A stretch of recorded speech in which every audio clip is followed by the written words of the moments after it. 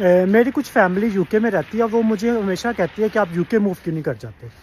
मैं स्वीडन में रहता हूँ, मैं कहता हूँ भाई मैंने यूके नहीं मूव करना। उसकी अब छोटी सी वजह, आज के दिन आपको मैं 4 दिसंबर है, न्यूज़ खोलें जाके, यूके ने फिर अपनी इमिग्रेशन जो है वो स्ट्रॉन्ग करना चाहिए।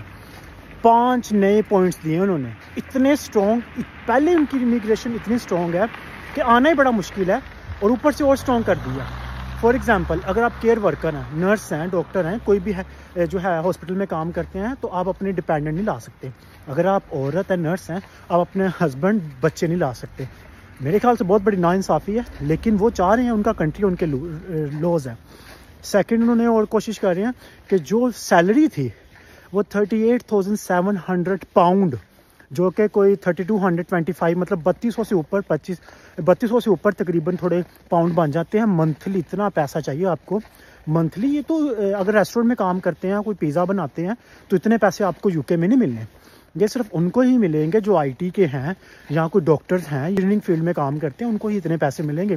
छोटी मोटी जॉब्स के लिए मिलेंगे। इसका मतलब है आप यूके आओगे, इतना पैसा लगा के स्टडी करके, उसके बाद यूके में जाके आपको वहाँ पे कोई जो है वो वर्क वीज़ा नहीं मिलना, क्योंकि रिक्वायरमेंट्स ऊपर है और ये बढ़ती जाएगी। सो जो लोग मुझे कहते हैं कि भाई यूके जाओ, मैं कभी भी आपने कभी भी गौर किया होगा, मैं यूके रिकमेंड नहीं करता लोगों को। हाँ, अगर वो आज से 2 साल पहले मैं रिकमेंड करता था, जब उन्होंने इमिग्रेशन अपनी ईजी की थी ब्रेक्जिट के बाद, क्योंकि जनवरी में 2020 के अंदर या कुछ भी उन्होंने अपनी इमिग्रेशन ईजी की थी, ताकि वो जो उन्होंने डिपेंडेंट भी ला रहे थे लोग और स्टडी के साथ, तो बड़ा अच्छा उन्होंने इमिग्रेशन पॉइंट सिस्टम कर दिया था वर्क वीज़े का। और तीसरी, उन्होंने रिस्ट्रिक्शन लगा दिया फैमिली वीज़ा के। फॉर एग्जाम्पल, अगर आप स्किल वीज़ा हैं, वर्क परमिट पे हैं, कोई डॉक्टर इंजीनियर जो भी हैं, तो आपको अगर अपनी फैमिली लानी है तो आपको रिक्वायरमेंट्स चाहिए होंगी कि आपकी इतनी सैलरी होगी तो आपको वहाँ पे अपनी बीवी बच्चे लेके जा सकते हैं। फॉर एग्जांपल, रिक्वायरमेंट जो थी, अभी की रिक्वायरमेंट्स 18,700 पाउंड है, ठीक है। अब उसको बढ़ा के उन्होंने 20,000 पाउंड बढ़ा दिए, कुछ 38,700। हिसाब लगाएं, 20,000 पाउंड बढ़ा दिए उन्होंने कि अगर अपने अपनी बीवी बच्चे या डिपेंडेंट लाने, डिपेंडेंट मतलब हस्बैंड वाइफ होते हैं, बच्चे होते हैं, तो इतने पैसे होंगे, साल के कमाते होंगे तो फिर, और ये बहुत पैसे हैं।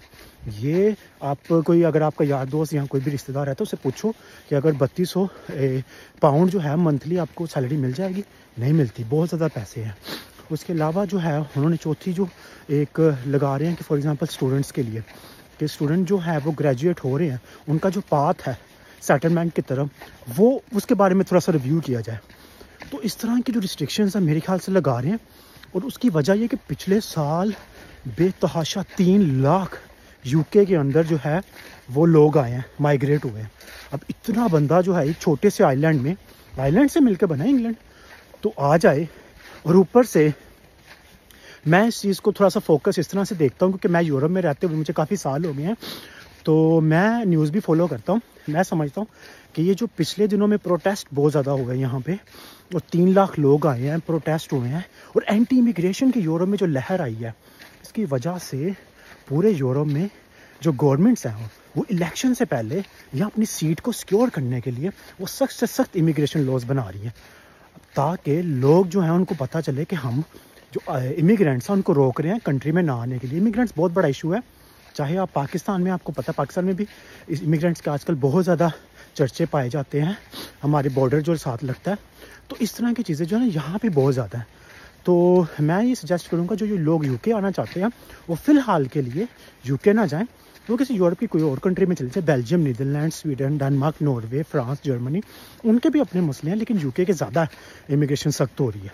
इंग्लिश स्पीकिंग है, लेकिन कनाडा का अगर थोड़े से पैसे ज़्यादा है तो कनाडा के लिए ट्राई करें। कनाडा में जो है वो सैलरीज़ जो हैं वो अच्छी भी हैं, थोड़े से वहाँ पे भी इश्यूज़ हैं, लेकिन comparatively path to settlement, path to citizenship वो कंपैरेटिवली बहुत ईजी है।